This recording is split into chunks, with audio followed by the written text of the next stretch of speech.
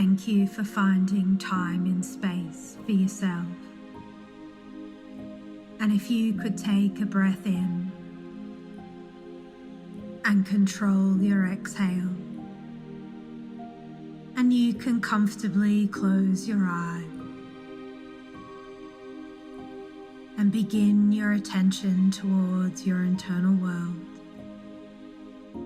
Breathing in, controlled breath out. And you can begin to breathe naturally now. Begin to experience this experience. And I wonder if you know exactly where your breathing starts. I wonder if it's in the abdomen, your mouth, your nose. And you can be aware of your chest rising and falling, and begin to surf your breath,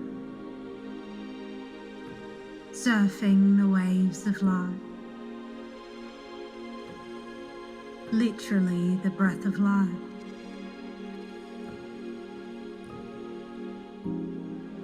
And as you surf, I'm curious if you can relax the front of your body, the back of your body, the muscles and organs in your body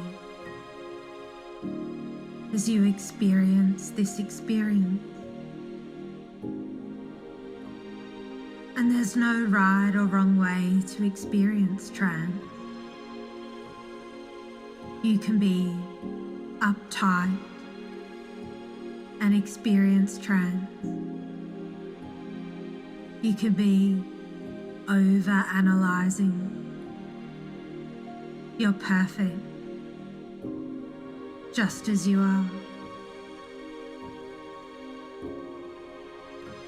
And if you could imagine a breeze of perfect temperature to blow from the top of your head to your toes, down the front of your body, the back of your body. And I wonder if you're really beginning to feel the sensation of this experience. And if you can control the breeze at the front and back of your body,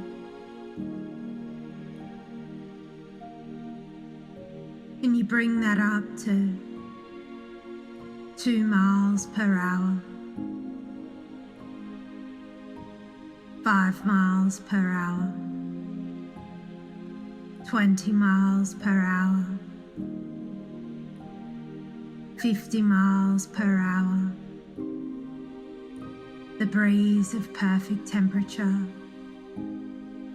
rushing from the top of your head to your toes, down the front of your body, back of your body,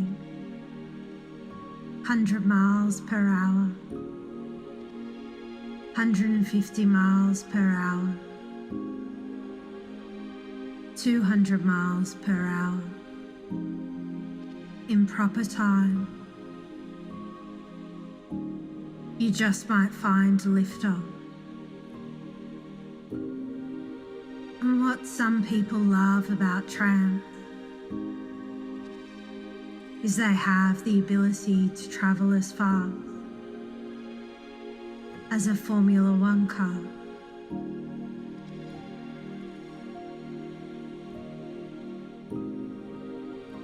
And while you're traveling through space and time,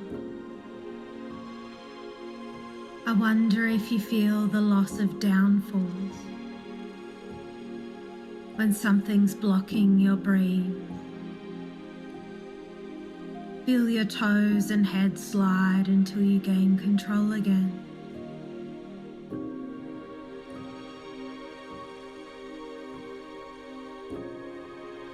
But if you were right now to end up at the North or South Pole, I'm sure you're aware you could possibly be travelling through all of the time zones so quickly that a mathematician might call it a singularity. And you know you could change the coordinates, and it would no longer be so. And you might have noticed your thoughts are clearer, slower, more detached. And I'm not sure you're aware how fabulous you are. You've slowed down your pulse and your carotid artery. You've slowed down your heart rate, your blood pressure, all without me asking that of you. That's how wonderful you are.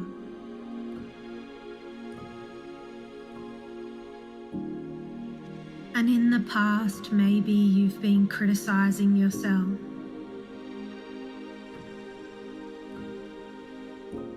Maybe dismissing the positive.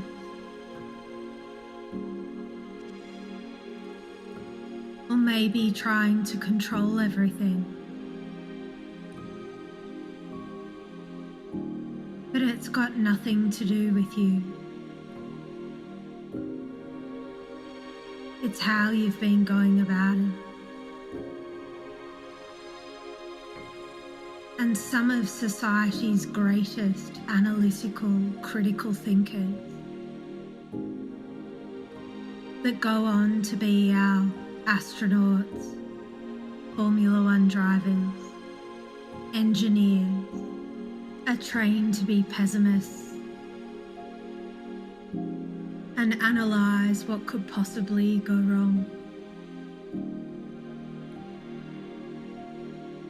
And this style of thinking, complemented with other attributes, can increase the risk factor of depression by 40%. So you just can't think anything. But if you were 100% optimist and thought anything was possible, I could ask you right now to start flapping your arms and try and fly. And you and I know you just can't think anything. And in Peter Thiel's book 0 to 1, every business only happens once. The next Bill Gates won't create an operating system.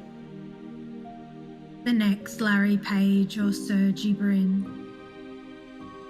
won't make a search engine. And the next Zuckerberg won't create a social media platform. Because you and I both know that every time you create something new, you go from 0 to 1. The act of creation is singular. And throughout your life as a child, you've probably experienced being excited that everyone attended a party. And you've also probably experienced as a child, not everyone attended the party. And possibly experienced being grateful that some people turned up to a party.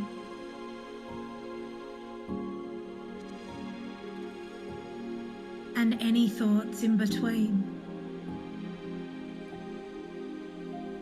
And the Canadian Chris Hadfield wasn't designed to be an astronaut.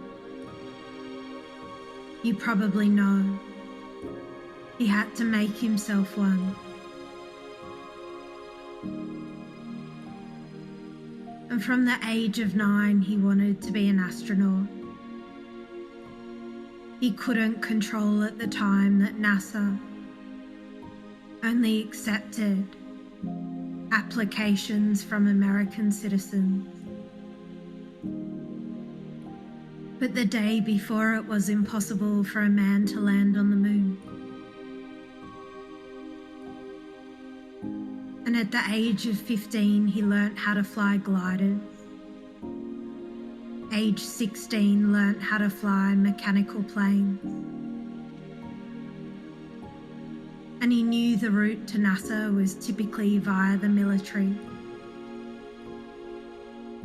So he signed up. He flew CF-5s and CF-18. He was posted to NORAD, the North American Aerospace Defense Command. Flying GF-18s as a fighter pilot. He fell in love with understanding aeroplanes. He decided he wanted to be a test pilot, which is definitely not a normal change of mind, a change of heart. No one usually gives up being a fighter pilot to be a test pilot.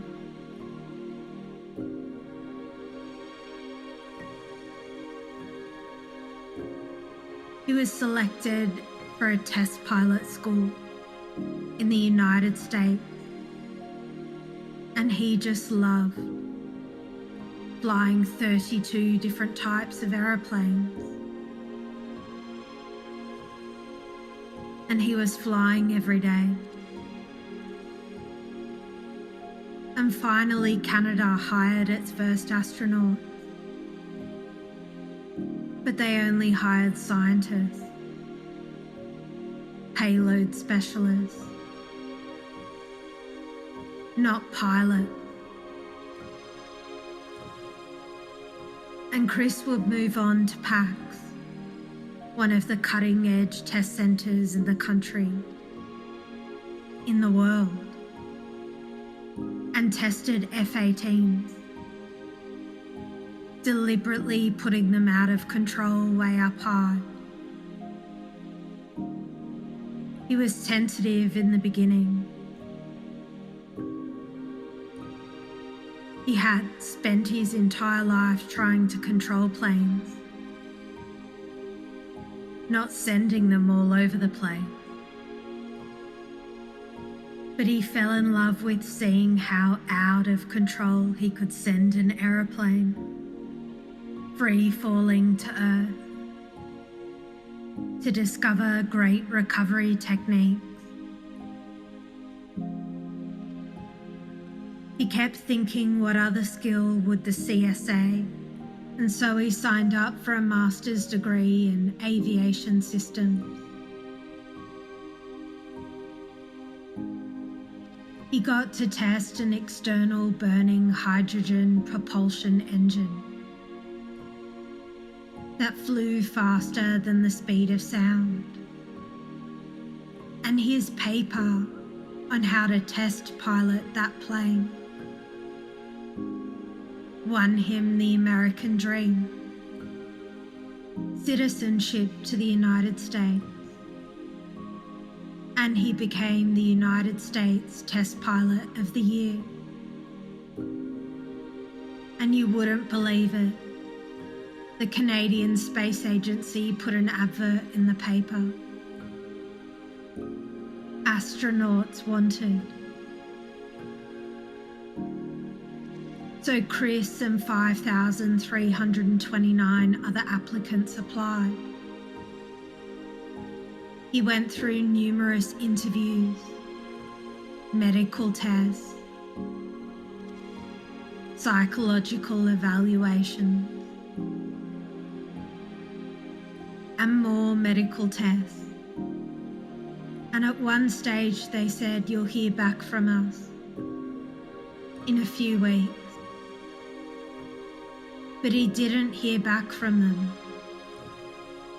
He thought to himself, "Do they think I'm so psychologically unstable that they're afraid to tell me no?" But eventually he got a call asking,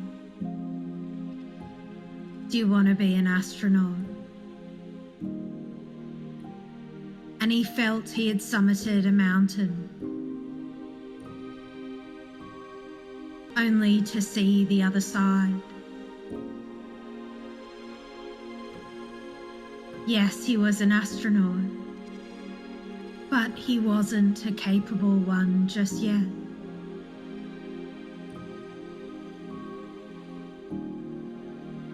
And all the thoughts you've had throughout your life haven't always been welcome. I don't know if there was a time where thinking about the monster under your bed was scary, or thinking about snakes and spiders was scary, or maybe it was something else. And slowly over time you gained the wisdom of choice to choose what you can think about. But for Jensen Button, the Formula One racing car driver, even the smallest of things annoy him. If he ties his shoelaces, but it took him less time to do the exact same task the day before, he gets annoyed. Or if he's measuring his coffee beans for the day, and it takes him more time than it did the day before, it annoys him. The smallest things. And while he's flown planes, he only likes things with 4 wheels. He's not a mechanical guy. He's an aerodynamic guy. He likes to feel the car on the road with his ass. And in his book, How to Be an F1 Driver, he explains how to brake on the first corner or take the first corner on any Formula One course, whether it be in Melbourne or Monaco. And it's something a little like this. Wait, wait, wait. Okay. But it will never be exactly the same. You'll always be a meter out, because you're doing it at 200 miles per hour. And if you stuff your first turn, you think to yourself for the remainder of the race, you need to drive faster. But that implies, as an F1 driver, you are not already driving as fast as humanly possible. And in life, there are things that you can control, and there are things that you cannot control. And someone wise once said, the key is to control what you can, to let go of what you cannot, and to have the wisdom to know the difference. And a rocket on launch day really is a 4.5 megaton bomb. And that's why when all the astronauts are completing their endless pressure check, checking everything that could possibly go wrong, everyone else on launch day is driving away from the rocket. And with every check that is completed, the odds increase of going to space. And in essence, you are responsible for everything that's within you. Your thoughts, feelings, behavior. Even if someone could completely control you, there would still be trillions of atoms that would still be you. And as you know, we all get to choose our responses, sometimes consciously, sometimes unconsciously. And it only took Chris 8 minutes and 42 seconds to reach space. Give or take a few thousand hours of training. And outside of you, you might be able to influence, but you cannot control. And you just can't be responsible for things that you cannot control. You cannot control the feelings of others. You cannot control their responses, only your own. And the fastest way to increase feeling like crap is to try and take responsibility for things that you cannot control. And if you could now put your depression sitting in a chair in front of you, I wonder what it would look like. The shape of it, colour, texture.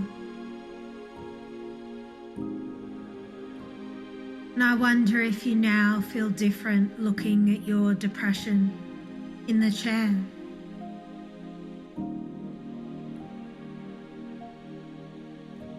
Maybe it's more a curiosity of the sensation, of feeling lighter. Or maybe it's something different than that. And won't it be wonderful to know when you find yourself in a similar situation in the future that you can move from 0 to 1. And there was a time when all of us couldn't go to the bathroom by ourselves. And all of us couldn't get dressed by ourselves. And there was a time we couldn't even feed ourselves. And you couldn't control that. Until one day you did. And you can leave your depression sitting in the chair as we go to sleep. In a moment, I'm going to ask you to walk on over to an elevator and we'll go down 10 floors. Ready? Head on over to the elevator and push the button -10. Ready? 10, 9, 8, 7, 6, 5, deeper down, 4, 3, 2, 1. And as you imagine the doors opening, you see a grand staircase with 10 steps going down. Go on and walk down these stairs. 10, 9, 8, deeper. 7, 6, 5, going down. 4, 3, 2, 1. And you notice a magnificent bed, a huge relaxing bed that's been prepared just for you, because that can happen in hypnosis. Go on and throw yourself on that bed and sleep deep, deep sleep.